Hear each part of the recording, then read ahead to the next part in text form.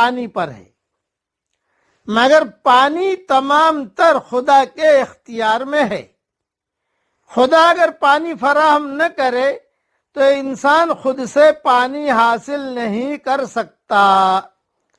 اس طرح رزق کی تقسیم بھی خدا کی طرف سے ہوتی ہے۔ اس تقسیم میں خدا آدمی کے ظرف کو دیکھتا ہے اور ہر ایک کو اس کے ظرف کے بقدر عطا کرتا ہے۔ اگر لوگوں کو ان کے ظرف سے زیادہ دیا جانے لگے تو لوگ سرکش بن جائیں اور زمین میں ہر طرف ظلم و فساد پھیل جائے۔ یہ مطلب ہے، یعنی اللہ تعالی ہر شخص کو حاجت اور ضرورت سے زیادہ یکساں طور پر وسائل رزق عطا فرما دیتا، تو اس کا نتیجہ یہ ہوتا کہ کوئی کسی کی ماتحتی قبول نہ کرتا۔